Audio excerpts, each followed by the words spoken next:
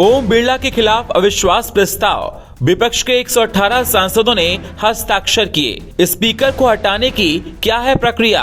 अब तक कितनी बार आया प्रस्ताव? कांग्रेस ने लोकसभा स्पीकर ओम बिरला के खिलाफ अविश्वास प्रस्ताव का नोटिस दिया है, जिसे 118 सांसदों का समर्थन प्राप्त है। विपक्ष का आरोप है कि स्पीकर पक्षपाती रवैया अपना रहे हैं और उनकी आवाज दबाई जा रही है। प्रियंका गांधी ने स्पीकर पर दबाव का आरोप भी लगाया। लेख में स्पीकर को हटाने की संवैधानिक प्रक्रिया और इतिहास में ऐसे असफल प्रस्तावों का भी जिक्र है। कांग्रेस ने लोकसभा स्पीकर ओम बिरला के खिलाफ अविश्वास प्रस्ताव का नोटिस दिया।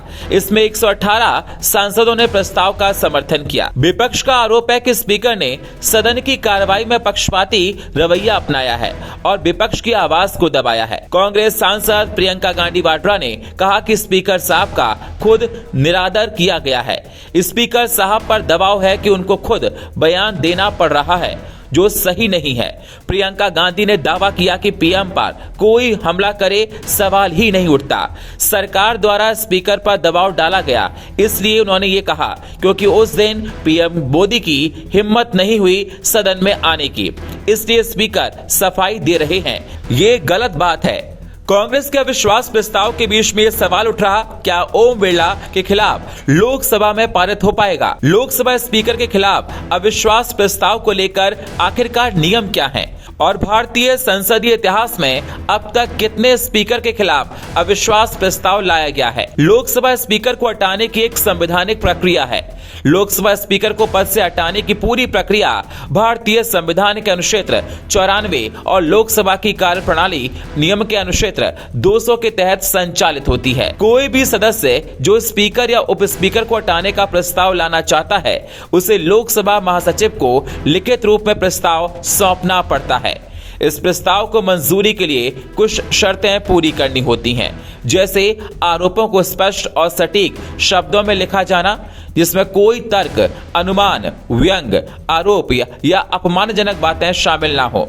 नोटिस मिलने के बाद प्रस्ताव पेश करने की अनुमति के लिए संबंधित सदस्य के नाम पर कार्यसूची भी शामिल किया जाता है। प्रस्ताव की चर्चा के लिए तारीख तय की जाती है, जो नोटिस की तिथि से कम 14 दिन बाद होती है। महत्वपूर्ण बात यह कि प्रस्ताव को कम से कम 50 सदस्यों सांसदों का समर्थन प्राप्त होना चाहिए, अन्यथा ये गिर जाता है। आमतौर पर प्रस्ताव स्वीकार होने के 10 दिनों में भीतर बहस और मतदान होता है। जब प्रस्ताव विचाराधीन होता है तो स्पीकर या उप स्पीकर अध्यक्षता नहीं कर सकते। लोकसभा के इतिहास में स्पीकर के खिलाफ अब तक 3 प्रमुख अविश्वास प्रस्ताव लाए गए हैं, लेकिन कोई भी सफल नहीं हो पाए। पहला मामला 18 दिसंबर 1994 का है, जब तत्कालीन स्पीकर जीवी मावलंकर के खिलाफ प्रस्ताव आया, लेकिन बहस के बाद सदन ने इसे खारिज कर दिया। दूसरा 24 नवंबर 1966 में हुकुम सिंह के खिलाफ लाया गया, जो 50 सदस्यों के समर्थन की कमी के कारण से गिर गया। तीसरा 15 अप्रैल 1987 में बलराम जाखड़ के विरुद्ध था, जिसे बहस के बाद अस्वीकार कर दिया गया। इसके अलावा 1967 में डॉक्टर नीलम संजीव रेड्डी, 2001 में जीएमसी बालयोगी, 2011 में मीरा कुमार और 2020 में ओम बिरला के खिलाफ नोटिस की चर्चाएं जोरों पर रहीं, लेकिन ये कभी अमल में नहीं आए। लोकसभा स्पीकर ओम बिरला के खिलाफ अविश्वास प्रस्ताव इसलिए लाया गया क्योंकि संसद में धन्यवाद प्रस्ताव पर चर्चा के दौरान राहुल गांधी को भाषण पूरा करने नहीं दिया गया।